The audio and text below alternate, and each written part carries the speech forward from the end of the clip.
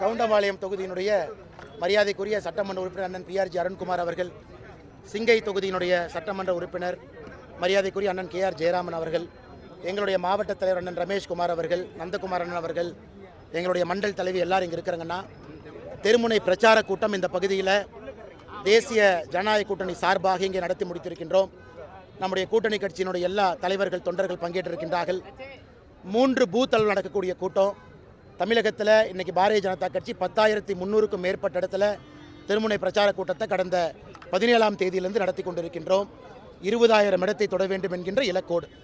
காரணம், இது தேசிய ஜனநாயக கூட்டணி வெற்றி பெறுவதற்கு மரியாதைக்குரிய எதிர்க்கட்சித் தலைவர் அண்ணன் எடப்பாடி பழனிசாமி அவர்கள் முதலமைச்சராக வரும்பொழுது கீழே நம்முடைய கூட்டணி கட்சியினுடைய தொண்டர்களிடம் ஒரு பிணைப்பு இருக்க வேண்டும், இணக்கம் இருக்க வேண்டும் என்பதற்காக, அதே நேரத்தில் பொதுமக்கள்கிட்ட நேரடியாக திராவிட முன்னேற்ற கழகம் தலைமையிலான அரசினுடைய குறைகளை சொல்வதற்கு ஒரு வாய்ப்பாக இதை பயன்படுத்திக் கொள்கின்றோம். இன்றைக்கி தமிழகத்தை பொறுத்தவரை அரசியல் வரலாற்றில், பொது வாழ்க்கை வரலாற்றில் ஒரு துக்க நாள் என்று தான் சொல்ல வேண்டும். மரியாதைக்குரிய கம்யூனிஸ்ட் பேரியக்கத்தினுடைய தலைவர் ஐயா நல்லக்கண் அவர்கள் இன்றைக்கி நம்மளோடு இல்லை. உடல்நிலை சரியில்லாத காரணத்தினால கடந்த சில மாதங்களாகவே கடுமையாக போராடி கொண்டிருந்தார். நாம் எல்லோரும் கூட ஆண்டவனை வேண்டிக்கிட்டே இருந்தோம். வயது மூப்பு 101 ஆக இருந்தாலும் கூட எல்லாவற்றையும் தாண்டி நம்மளோடு இருப்பார் என்கின்ற பெரும் நம்பிக்கையோடு இருந்தோம். இன்றைக்கி அது நடக்கலை. ஒரு அரசியல் தலைவருக்கான முழு இலக்கணம் இருக்கக்கூடிய தலைவர் ஒரே ஒரு முறை தேர்தலில் போட்டியிட்டாங்க. அதுவும் 1999 கோயம்புத்தூர் இந்த பாராளுமன்ற தொகுதியில் போட்டியிட்டாங்க. அன்றைக்கி ஐயா வெற்றி வாய்ப்பு இழந்தாங்க. அன்னைக்கு ஜெயிச்ச நம்முடைய அண்ணன் CP ராதாகிருஷ்ணன் அவர்கள் இன்றைக்கி குடியரசு துணைத் தலைவராக இருக்கிற அண்ணன் சொன்னாங்க, நான் ஜெயித்திருந்தாலும் கூட இன்றைக்கி வேதனைப்படுறேன்.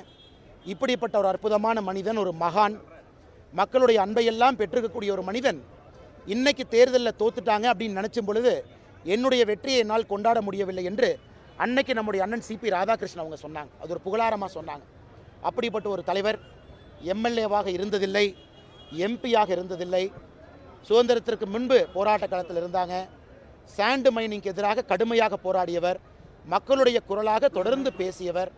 101 வயசு, எந்த அரசியல், எந்த அரசாங்க பொறுப்பிலும் இல்லாத ஒரு மனிதர் மக்களுடைய அன்பை மற்றும் பெற்று ஒரு மகத்தான ஒரு அரசியல் இலக்கணமாக இருக்கக்கூடிய நல்லக்கண் ஐயா அவர்களுக்கு எங்களுடைய மரியாதை கலந்த அஞ்சலிகளை இந்த நேரத்தில் தெரிவித்துக் கொள்கின்றோம். அவருடைய அரசியல் வாழ்வு, அவர் வாழ்ந்த விதம் எங்களை போன்ற மனிதர்களுக்கு ஒரு பெரிய ஊக்கத்தை கொடுக்கும். அவருடைய வழியில் பயணம் செய்வதற்கு ஒரு பெரும் உந்துதலாக ஐயா இருப்பார் என்கின்ற முழு நம்பிக்கை எனக்கு இருக்கு.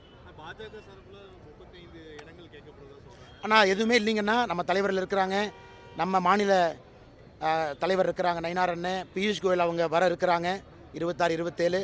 இது அவங்களுடைய இலாக்கா, அவங்க பேசிக்குவாங்க. இன்றைக்கி நான் எனக்கு கொடுத்துருக்கக்கூடிய பணியை நான் செய்து கொண்டிருக்கின்றேன். அதெல்லாம் அந்த தலைவர்கள் அவங்க முடிவெடுத்து சரியான நேரத்தில் அறிவிப்பாங்க. எங்களுதில் எந்த குழப்பமும் கிடையாது. காங்கிரஸ் போல் வர்றாங்க போகிறாங்க. டெல்லிக்கு போனதுக்கப்புறம் காங்கிரஸினுடைய பொதுச்செயலாளர் பேட்டி கொடுக்குறாங்க, எங்களுக்கு அதிகாரத்தில் பங்கு வேணும், தமிழகத்தில் வேண்டாங்கிறாங்க. அந்த ட்ராமாவில் எதுவுமே கிடையாதுங்கன்னா, எங்களை பொறுத்தவரை நேர்கோட்டில் பயணம் செய்கின்றோம். என்ன சொல்லணும், எப்படி சொல்லணும் என்பதற்கு தலைவர்கள் இருக்கிறாங்க, அவர்கள் பார்த்துக் கொள்வார்கள்.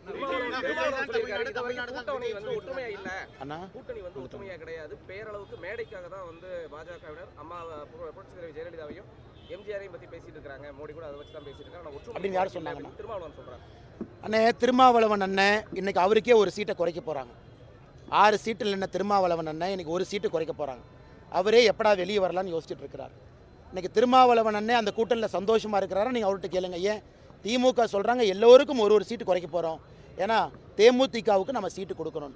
அப்படி இருக்கும் பொழுது திருமாவளவன் அண்ணன் சந்தோஷமாக இருக்கிறார் எனக்கு தெரியாது. அவர் மனசில் சந்தோஷமாக இல்லை என்பதற்காக தேசிய ஜனநாயக கூட்டணியில் யாரும் சந்தோஷமாக இல்லை என்று சொல்வது சந்தர்ப்பவாதத்தை மட்டும்தான் காட்டுதுங்கண்ணா.